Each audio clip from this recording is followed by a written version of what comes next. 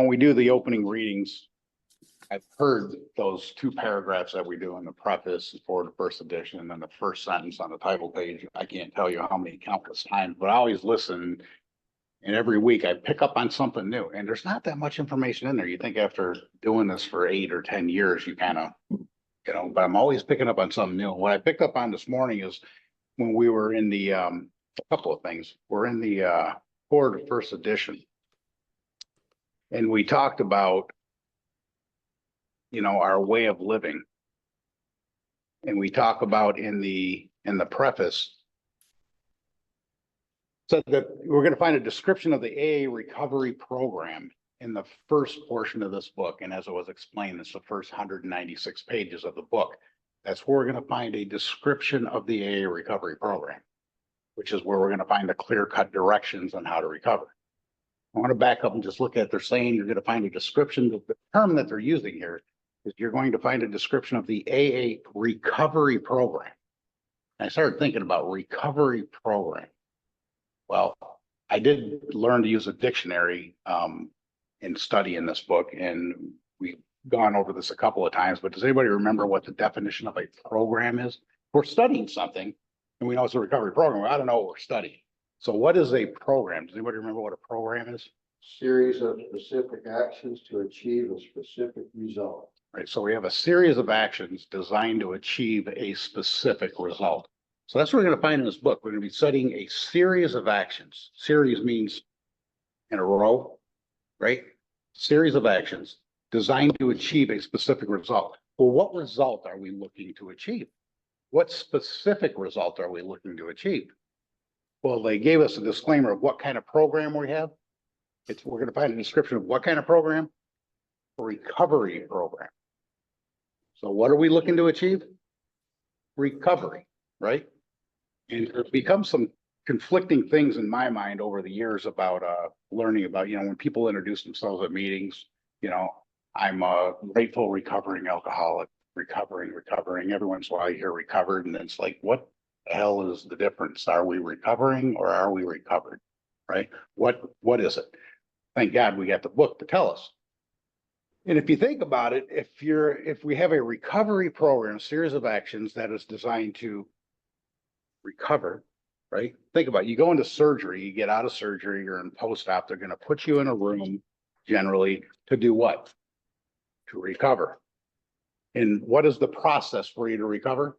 Well, after surgery, it's probably just going to be rest and relaxation for your body to recover. That's your program. Just stay seated and don't move and, relax. And it's going to take some time. And you're going to, what's going to happen? You're going to recover. Now, after surgery, there's going to be a process.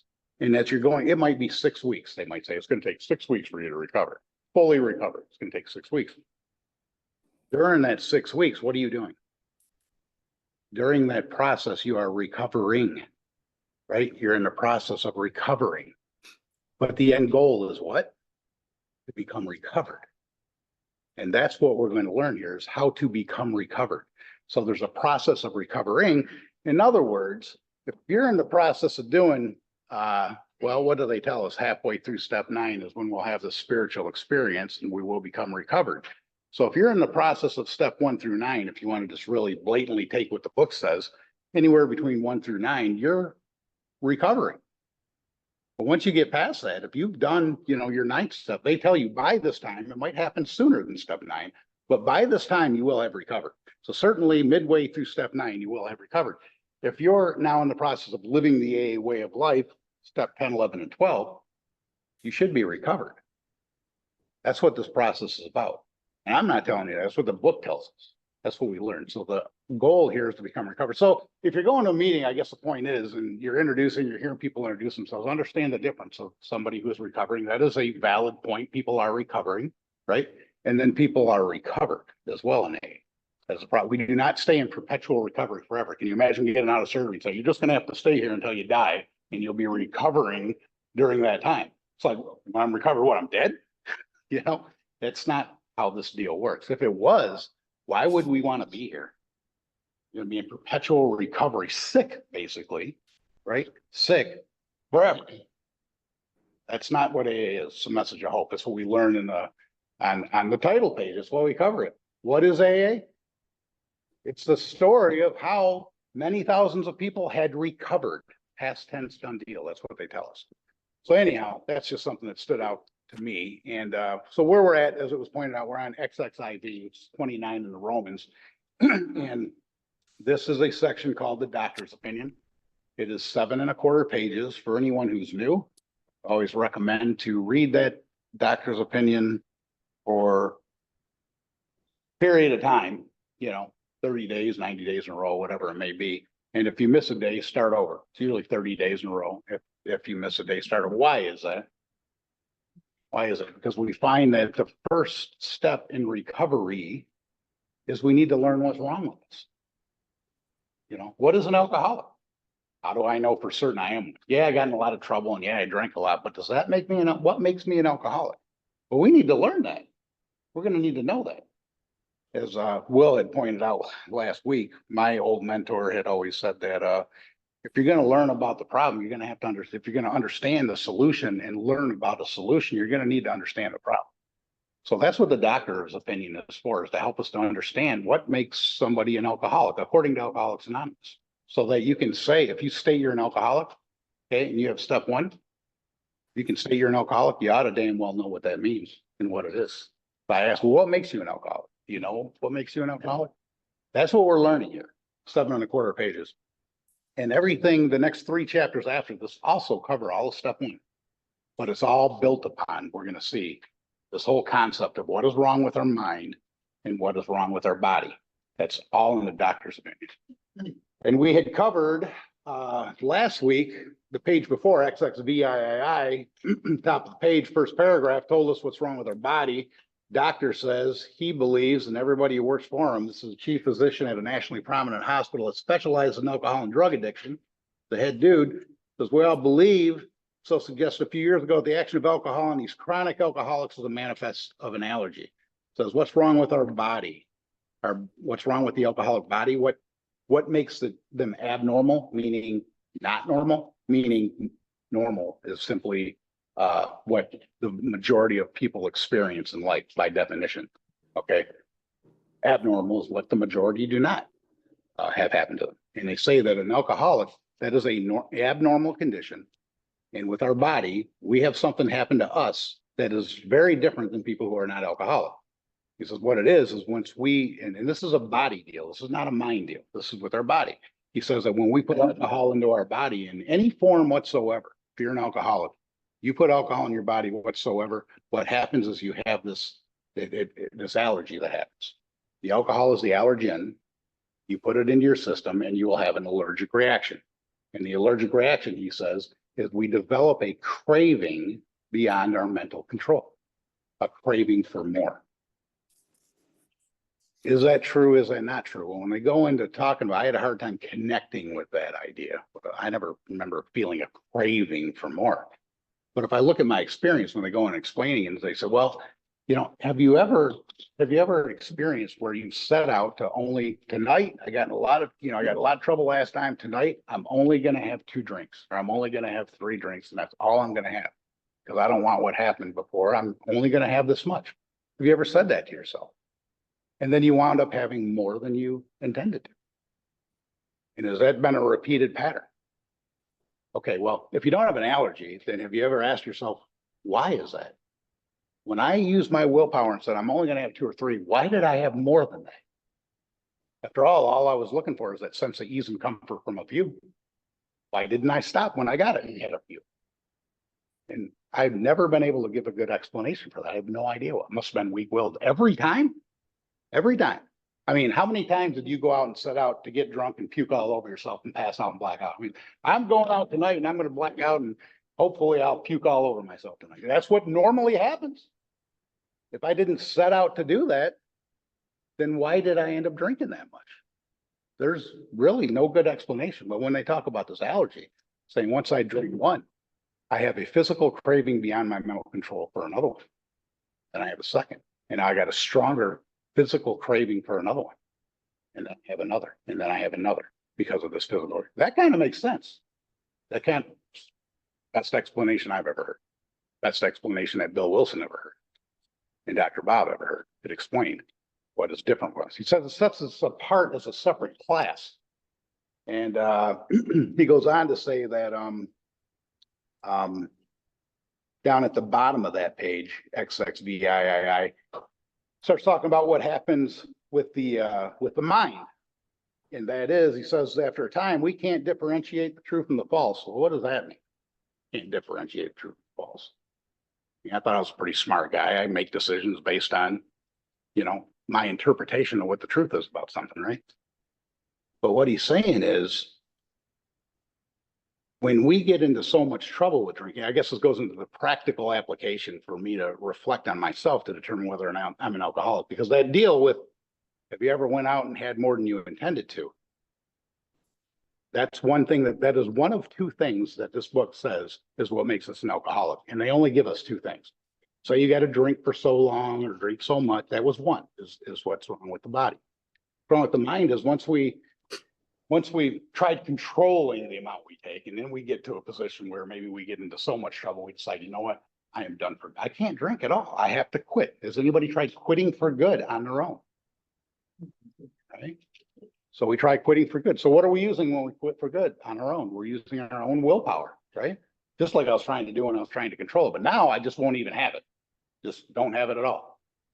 And how many people here that when you went to try to control and stop quitting altogether ended up going back to it again? Probably most of us are here, right? So if that's the case, have you ever asked yourself the same question? Why did I go back to it? When I decided to quit, I had every good reason to quit. It made no sense. It's like with everything in life, we weigh out risk versus reward. Yeah, I get a sense of ease and comfort from drinking. I like the way it made me feel. But damn it, I'm getting into trouble every time I do it. So now I weigh that out and say, you know what? The reward isn't worth the risk anymore. I'm done. I get in trouble too much. I got to quit. And it might be a threat from a spouse or a job or whatever it might be, but something tells us it's not worth it anymore. So we're done. That's common sense. That's good, sane thinking. So we quit. What's not good, sane thinking is, why did we pick it up? Ask yourself when I quit, what was the good reason for picking it up? What did I tell myself that it's going to be different this time? And again, I relapsed. I can't tell you how many times when I first started going to AA. Looking back when I learned this, I never had a good explanation why I picked it up again. Must have just been off guard. Had no idea. What the doctor says different from us is that we can't differentiate the true from the false. What happens to us is we don't reflect. That's specifically what's wrong. It's on page 24, which we'll get to eventually. But it tells us what's wrong with us with our mind is that at certain times, we will simply not reflect on those consequences. All we see is the upside, ease and comfort. We don't see that's a mental illness. The mental illness that blocks us from being able to reflect on the consequences. If we don't see anything wrong with it, of course we're going to pick it up, right? That made the best sense to me as to why I would have picked it up. And the doctor goes on, they talk about the cycle at the end of the page, and I just like recapping this because this to me really is the essence of everything that's in the doctor's opinion with our mind and body. And he goes in at the bottom of the page of XXVIII, he talks about a cycle when this problem with the mind where I can't quit, and then every time I pick it up, I have more than I intended to. How does that work in practical application? And when I look at this cycle that they're going to explain to us, if you're new, reflect on what they're telling us and say, does that sound like what I went through? Does that sound like my life? Right? And he says that what happens with us is when we don't have alcohol in our system, in other words, we're sober, not drunk. When we're sober, he says we're restless, irritable, and discontent. That's what he noticed about us alcoholics. We start getting miserable when we're sober. That's part one. So what's the next thing that happens? We start thinking about the sense of ease and comfort on top of the next page. So we start reflecting on the ease and comfort that we know we're going to get at once from taking a few drinks. So now we're thinking about drinking because we want to feel better. We're miserable when we're sober. I want to feel better. But see, then we're playing with this thing when we try to quit. And we're like, no, but I quit. I'm done. I'm not doing that again. And then we get a little more restless, irritable, and discontent. We get a little more miserable. And we get until finally the day comes, and we may be able to stay on guard because it only happens at certain times. Always happens with an alcoholic where we won't reflect. What happens after a certain time is I'm not going to think about the consequences because I am so damn miserable. I need that sense of ease and comfort so bad. All I can think about is what it's going to do for me, and I don't think one thing about what it's going to do to me. We just don't reflect on it. And then he says, as the cycle continues, that means that we pick it up. We succumb to the desire again, is what it says. We pick it up. That means we put the alcohol. Then we got a problem with our body because what happens is the allergic reaction happens. We put it into our system. Now our mind of trying to control, that's all done now. Now we have this physical craving beyond our mental control. We end up drinking more than we intend to. He says we go through the well-known stages of a spree being defined as unrestricted overindulgence. We have more than we intend to. And then he says at the end of the next thing that happens, we emerge remorseful. We emerge remorseful because something happens. Got into trouble somehow. It doesn't matter what happened, but we emerge remorseful. And then the next thing that happens is what do we do? Say, my God, this isn't worth it. I'm done. I'm done for good. We swear it off. And that's the end of the cycle. So what happens at the end of the cycle? Well, it's called a cycle for a reason. It starts over. So now I'm done. So, hey, Will, can you, are you able to mute whoever has sound in the Yep. background? I'm gonna find out who that is. Give me a second. So we're done. We use our willpower to quit for good. And now we start getting a little restless, irritable, and discontent. The cycle starts over because we're sober. We start getting miserable and we start thinking about that sunset coming. This goes over and over and over again. Quit, we go back to it. Anybody experience that? Anybody got a better explanation they want to share with the group as to why they kept picking it up every time that they quit? Alcoholic. I'm an alcoholic, and this is why. This is why. In that condition, the doctor says, there's nothing we can do for this. Remember, he specialized in alcohol and drug addiction. He ran a hospital. He's seen thousands and thousands of people come and go from that place with this condition. And he said, there's nothing I can do with that type. Nothing we can do. You can't get yourself to remember the consequences. I sure in the hell don't have anything to give you that can help you remember those consequences. You have this allergic reaction when you put it in your system. I have no drugs I can give you that will not allow that allergic reaction to take place. There's nothing we can do. So according to the doctor, boils it down to one word, which is we are hopeless. Hopeless is defined as no possibility of a solution. No possibility. And that's step one. Are you convinced you're hopeless? Is this you? Can you relate to this? Because these are the only two things he says that makes us alcoholic. And that's what the entire book in Alcoholics Anonymous is based on. Have you ever tried controlling how much you take and end up drinking more than you intend to? Or have you ever tried quitting for good and found you couldn't? The only two things that matter, and everything that we read going forward is going to be based on those two ideas. So again, that's at the top of page XXIV. I would read that over and over and over. And the last thing he says in the second, or at the end of that first paragraph in XXIV, the doctor says this is repeated over and over. I think you're trying to say XXIX. XXIX. I don't know why I keep saying XXIX. Yeah. Says repeated over and over, and unless this person, according to the doctor, can experience an entire psychic change, there's little hope of his recovery. According to the doctor, there's nothing he can do for us, but he has seen the people who wrote this book, which was a little more than 100 of them. He has witnessed them being sick, and he's witnessed the return to health. And as a result of that, he found out what happened to them. They had what he calls an entire psychic change. An entire psychic change is the same as a spiritual experience, which in step 12 says that we will have had by the time we get to that point. That is when we recover, when we have this spiritual experience. These steps are designed to allow us to have this spiritual experience so that we can recover. That is the only process that Alcoholics Anonymous has to offer as a solution to our problem of being an alcoholic, is to have a spiritual experience. And there's no directions on there saying to call your sponsor every day. There's nothing on there that says you need to go to meetings every day. Nothing on there about meetings at all, actually. It says the process and the directions are in this book. What you need more than meetings is this book. What's in this book is going to teach us how to do that. So midway down the page of XXIX, Says, men have cried out, this is the doctor speaking, by the way. Men have cried out to me in sincere and despairing appeal. Doctor, I cannot go on like this. I have everything to live for. I must stop, but I cannot. You must help me. So this is somebody who wants to quit and found out he can't. I must stop, but I can't. I know I have to. Please, doctor, help me. Doctor says, faced with this problem, if a doctor is honest with himself, he must sometimes feel his own inadequacy. Although he gives all that is in him, it is often not enough.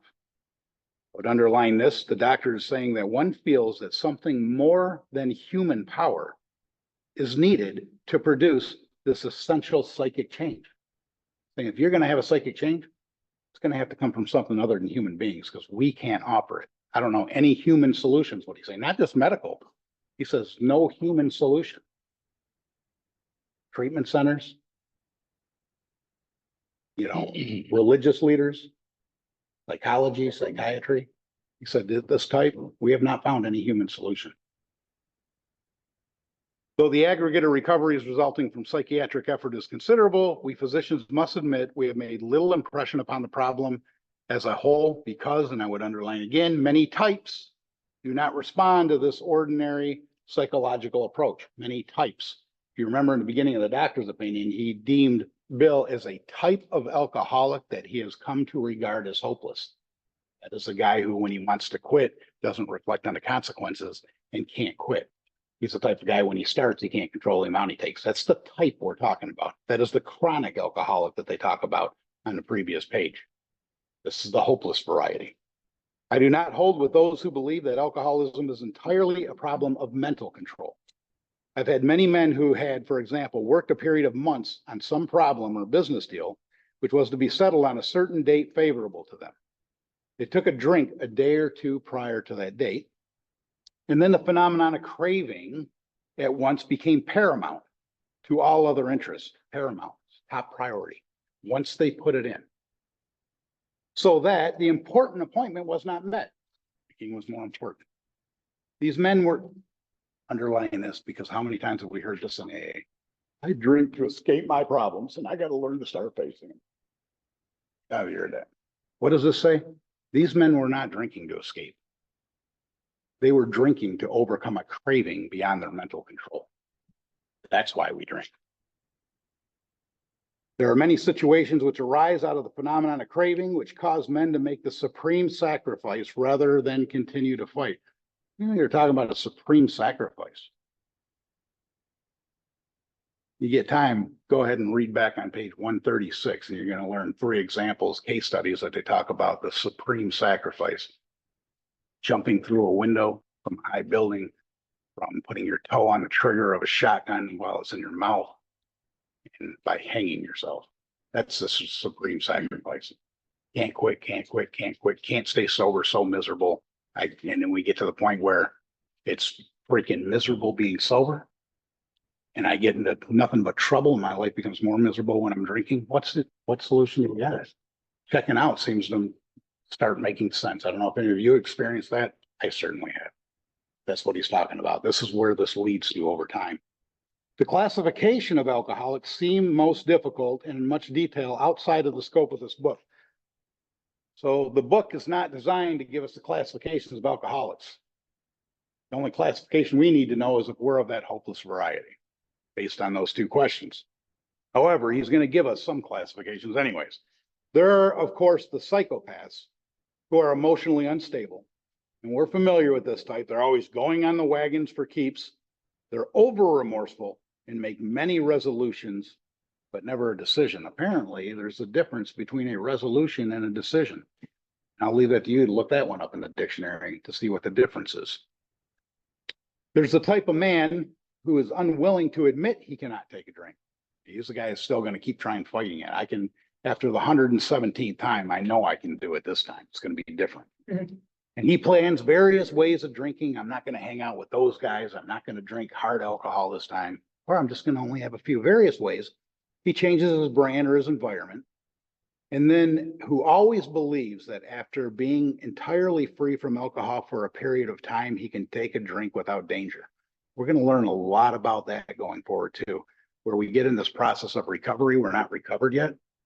And maybe we just stop doing the work and we start thinking, you know what? It's been 6 months and I ain't had a drink. Never went that long.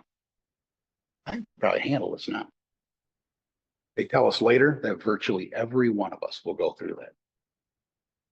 If we let up on this, start thinking that over a period of time, it's been 5 years. Certainly, I don't need to be coming back here and doing this. Really. Yep. There's a manic depressive type who is perhaps the least understood by his friends and about whom a whole chapter could be written. And then we got the type like me, maybe you guys can relate to this, I'm not sure. It says there's the types that are entirely normal in every respect, except the effect alcohol produces upon them. They're often able, intelligent, friendly people. I've always liked to think of myself that way. The only problem is I got a little problem with my drinking. Everything else is normal. So it gives all these different types, right? So how do we separate these types? Because when we come to meetings, we're all together. We don't say, oh, you're the manic depressive, you go over there, and we don't do that, do we? Right? Doesn't matter. These different types. Let's see what he says. It says all of these types and many other types, they have one symptom in common. This is what makes us alcoholic. This one symptom. No matter what your personality is, we all have this thing in common. And I would underline this, they cannot start drinking without developing that phenomenon of craving, without losing the control over the amount they take. That is all that matters. Those other types, it doesn't matter if you're one of them or all of them. It doesn't matter. This is the problem. This phenomenon, as we had suggested, phenomenon, by the way, he says phenomenon craving. Phenomenon means that he knows that it's there, but he doesn't understand exactly how it works. Therefore, again, you don't understand the problem, you're not going to be able to offer a solution. You don't understand how that works. They just know it's there. It may be a manifestation of an allergy, which differentiates these people and sets them apart as a distinct entity. Would underline this. It has never, I want to double underline that word never. It has never been by any treatment with which we are familiar, permanently eradicated. The only relief we have to suggest from this allergy is entire abstinence.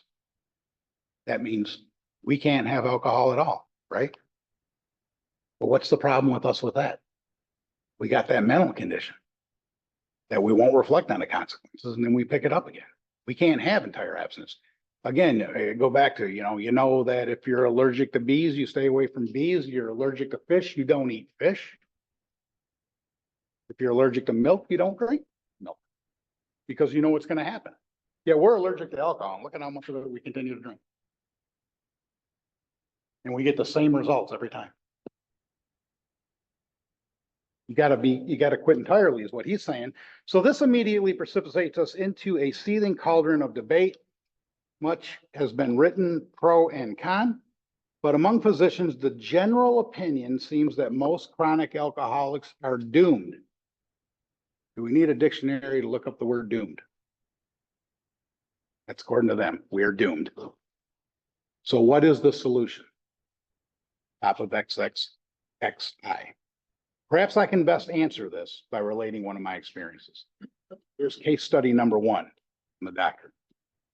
About a year prior to this experience, a man was brought in to be treated for chronic alcoholism. He had but partially recovered from a gastric hemorrhage and seemed to be a case of pathological mental deterioration. He lost everything worthwhile in life and was only living, one might say, to drink. But underline this. He frankly admitted and believed that for him, there was no hope. That man came to him with step one under his belt. He knew he was hopeless. He wasn't fighting it anymore. He wasn't going to try to controlling it anymore. It says he admitted it and he believed that he was hopeless. That is all it takes for step one. This guy had step one. Following the elimination of alcohol, which by the way is what they did at the hospital, which is the same thing they do at treatment centers today. They separate the person from the alcohol for a period of time. That's really the only focus and purpose of a treatment center. I mean, they try psychological measures, but we already seen that they don't work with us chronic alcoholics, right? The main purpose is to separate you from alcohol. So the guy had step one. So what do? They separate him from alcohol. It says following that elimination of alcohol, he was found to have no permanent brain injury. Maybe temporary, but not permanent. So then it says he accepted the plan outlined in this book. So somebody presented him the directions in this book to recover, and he accepted it because he's decided that he had no solution. Let me try what worked for you. So he accepted it. Well, 1 year later, he called to see me, and I experienced a very strange sensation. I knew the man by name and partly recognized his features, but there all resemblance ended. We're going to see this when Ebby meets, Bill Wilson meets Ebby again. So doesn't even recognize the guy. And again, this guy hadn't even opened his mouth at this point. He just doesn't even recognize him. From a trembling, despairing, nervous wreck had emerged a man brimming with self-confidence, self-reliance, and contentment. I talked with him for some time, but was not able to bring myself to feel that I had known him before. To me, he was a stranger, and so he left. A long time has passed with no return to alcohol. Does it sound like the solution worked for the guy? What he experienced with this guy and what he's looking at this guy, he had an entire psychic change. That's what it looks like. This is not the same person he met before. Looks kind of the same, but nothing else. Even talked with him for a while. Nothing. The guy is completely different. And how did he become completely different? What did he do? He accepted the plan outlined in this book. He had recovered. Case study number 2. When I need a mental uplift, I often think of another case brought in by a physician prominent in New York. The patient had made his own diagnosis, underlying and deciding his situation hopeless. That is another man who had step 1. My situation is hopeless. I cannot control my desire for alcohol. And he'd hidden in a deserted barn, determined to die. He was rescued by a searching party, and in desperate condition, he was brought to me. Following his physical rehabilitation, which is code word for separation from alcohol, got him sober for a while. Following that, he had a talk with me in which he frankly stated he thought the treatment a waste of effort, unless I could assure him, which no one ever had, that in the future he would have the willpower to resist the impulse to drink. His alcoholic problem was so complex and his depression so great that we felt underlying his only hope would be through what was then called moral psychology. You know, one of the definitions for moral is the differentiation of the true from the false. That's one of the definitions. That's what they thought they needed to teach him. Moral psychology. That's what he needed. And we doubted even if that would have any effect. However, he did become sold.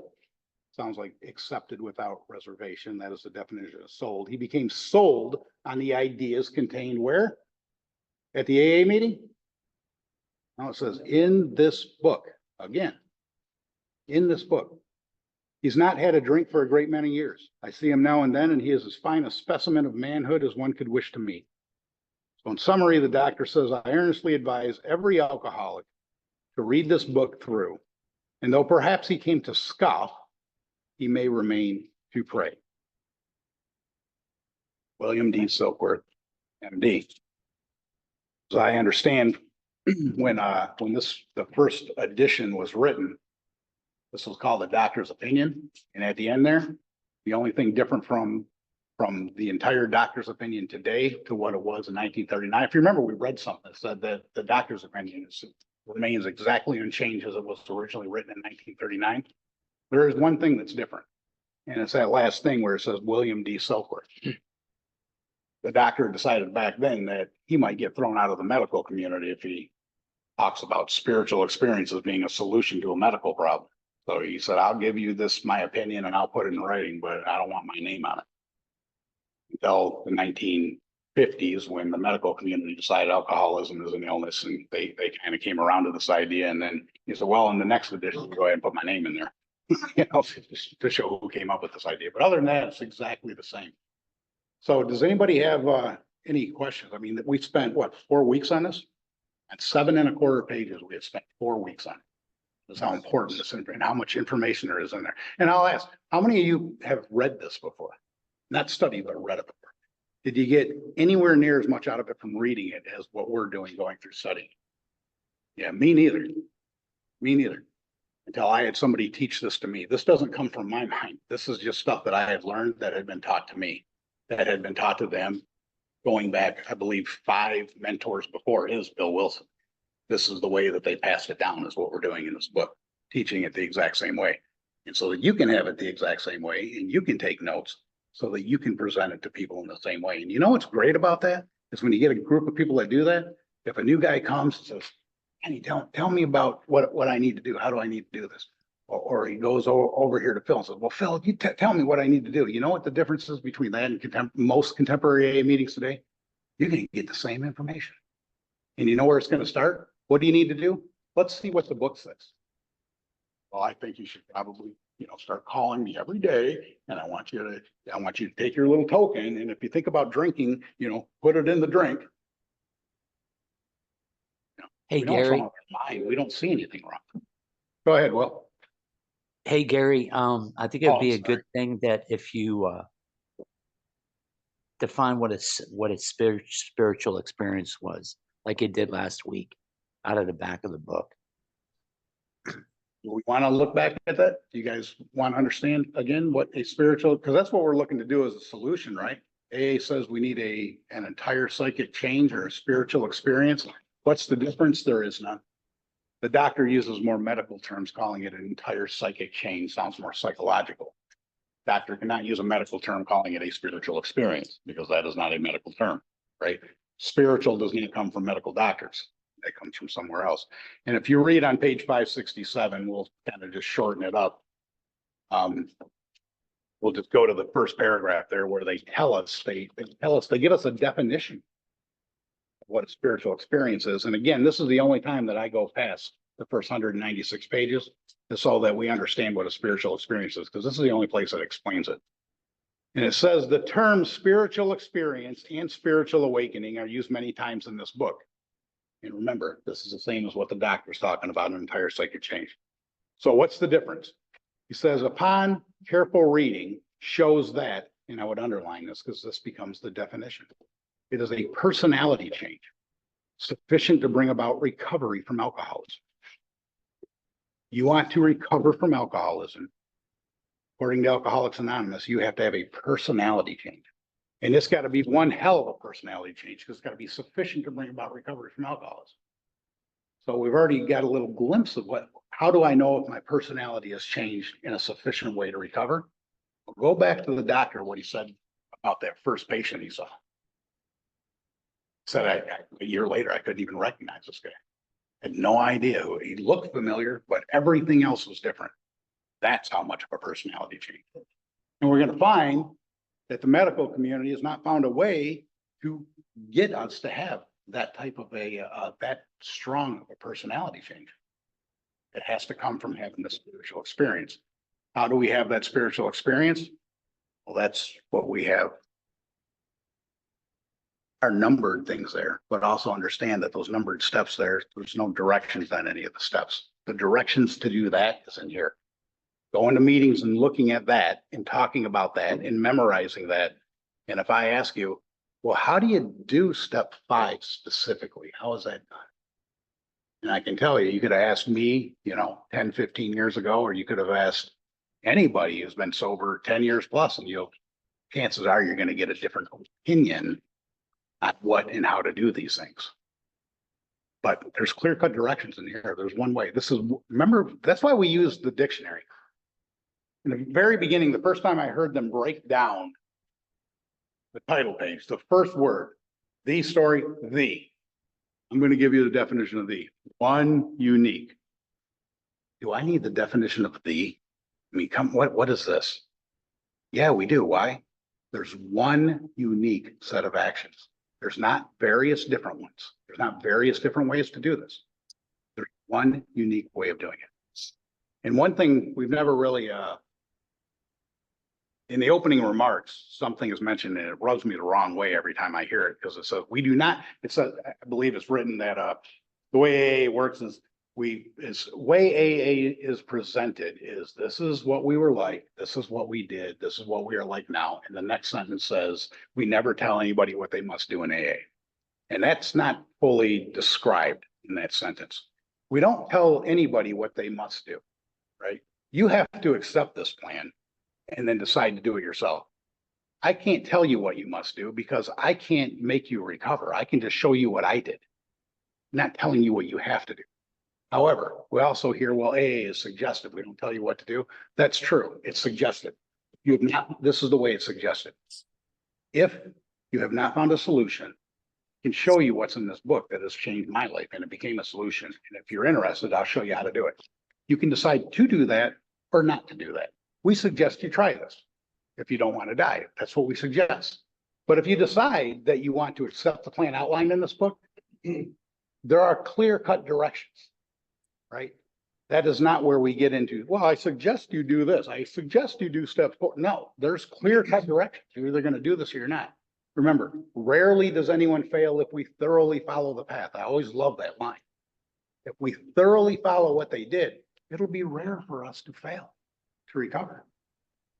And the opposite of that, if we don't thoroughly follow it, it's going to be the opposite of rare. It'll be probably pretty common for us to fail, which is why so many people, including myself, have failed for so many years in AA, because I'd ask a guy, I get directions, make sure you're going to ask me a sponsor, make sure he's got at least 5 years. What the hell that has to do with anything? I have no idea. But so I go ask this poor sap to mentor me, sponsor me. And it really becomes the blind leading the blind. The guy is well-intentioned and wants to help, but he doesn't know the solution. He really doesn't know it. So it becomes the blind leading the blind.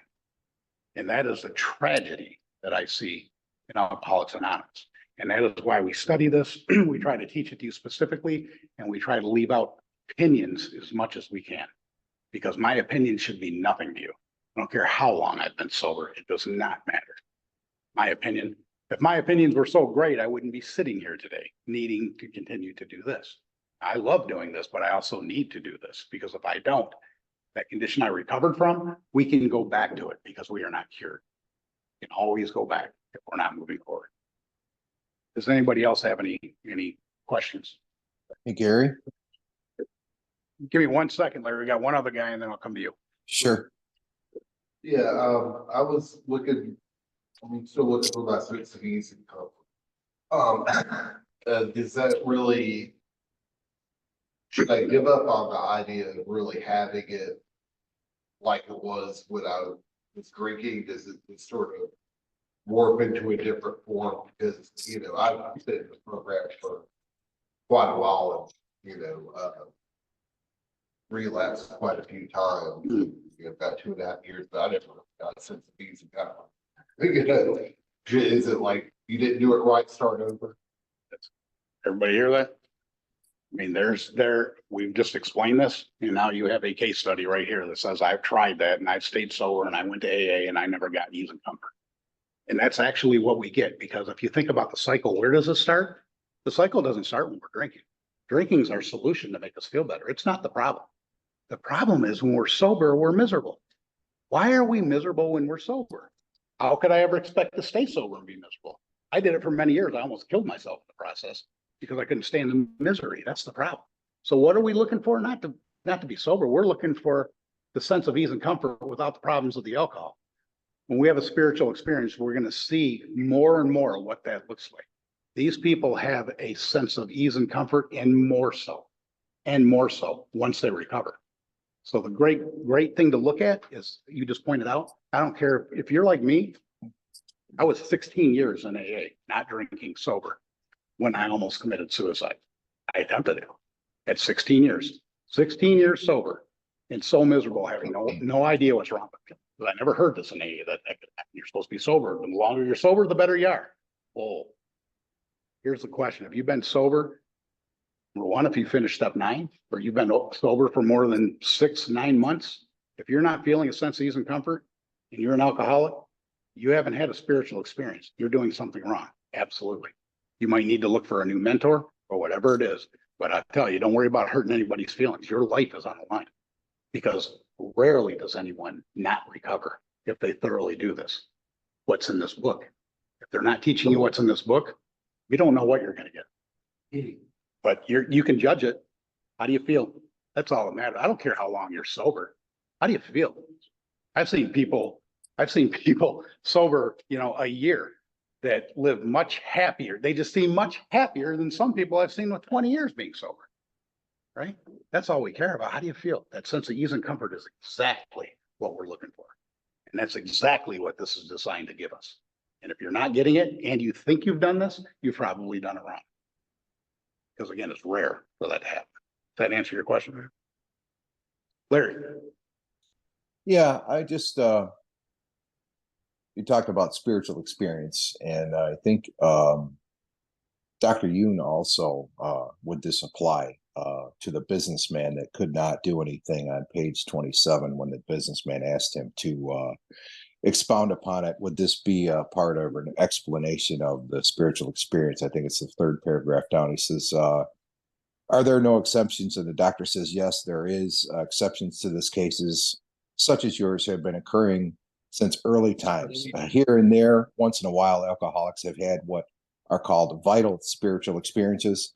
To me, these occurrences are phenomenon. They appear to be, and this is what I'm thinking the explanation possibly, they appear to be in the nature of huge emotional displacements and rearrangements. Ideas, emotions, and attitudes which were once the guiding forces of the lives of these men are suddenly cast to one side, and a completely new set of conceptions and motives begin to dominate them. And the doctor says, in fact, I've been trying to produce some of these emotional rearrangements within you. Many individuals with the methods I have employed are successful, but have never been successful with an alcoholic of your description. Yep, so that's a great thing. It's a preview of coming attractions, and we're gonna see this over and over in this book. When they tell us something, they can explain it again and again. That's why when we start getting into later parts of the book, I'll refer back to previous parts because it explains it. It's consistent redundancy. What did this doctor say? It's gonna take something beyond mental or human power to achieve this entire psychic change. It doesn't even explain what it is. But when we start reading what he's talking about with Roland Hazard, he's the guy that Ebby learned from, that Bill learned from. So this goes back into the early 20s with Roland Hazard. And with him, the doctor that he's talking about that he saw, he explained what this spiritual experience is a little bit more. And really, in essence, we know it's a personality change sufficient. Well, he gives a great description of what that personality change looks like. He describes it as ideas, emotions, and attitudes, which were once the guiding forces of these men's lives, are suddenly cast aside and a whole new set of motives dominate them. That's a great description. Everything, every way I think and everything I do gets turned upside down. So if you think, well, I did have a spiritual experience when I was in jail and I came to, puked all over myself and I said, God help me, and something came. I had that spiritual experience. Let's move on. I've already had. Here's the question. Your ideas, emotions, and attitudes that have been guiding your life completely been turned in 180 degrees. Are you completely unrecognizable to people who know you the most? If not, then you haven't had the spiritual experience they're talking about. He gives a great description of it. Thanks for bringing that up, Larry. And thank you all for sharing. You got something back there, Mr. Phil? The American Psychiatric Association, I look at personality. Look at personality change. Personality is the enduring characteristics and behavior that comprise a person's unique adjustment to life, including major traits, interests, drives, values, self-concept, abilities, and emotional patterns. Isn't that everything? And unlike everything I tried before I got to Alcoholics Anonymous did not say I had to believe in anything. Sure.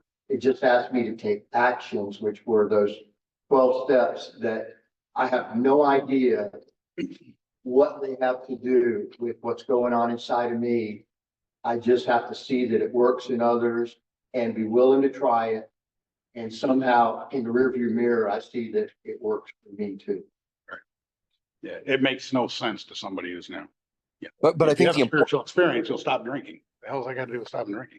well, Gary, but I think the important thing is what I just heard was it's the 12 steps, and it's really not. That's just a summary as a shorthand. It's all of these very specific, detailed directions that are giving in here that make up the 12 steps. So I mean, a lot of times people say, oh, I've worked the steps. It's like, yeah, but did you actually do the directions that are laid out in the book? That's the important thing to always remind people of.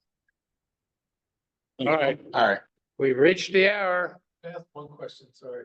Go. Last week, we had this part where it says, being, the effort necessary being that required to follow a few simple rules, and then you commented on, but I didn't take a note, and I used to just say that was the 12 steps, but you mentioned few is like maybe 3. What was it? It's on a couple of pages before on XXV, the beginning of the doctor's opinion, where he talks about what we built it. He got these concepts and he recovered. That's one. Number two, he presented these concepts to other people, which means after he recovered, we have to continue working with other people. And the third thing we do is impress upon those that recover that they have to do the same, work with other people. Once we recover and we get that sense of ease and comfort you're talking about, now I feel great.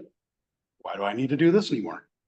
There's two other parts. You don't stay feeling that way if you don't start passing this on. That's what I'm doing here today. That's what Tom's doing here today and other people like Phil that are here recovered.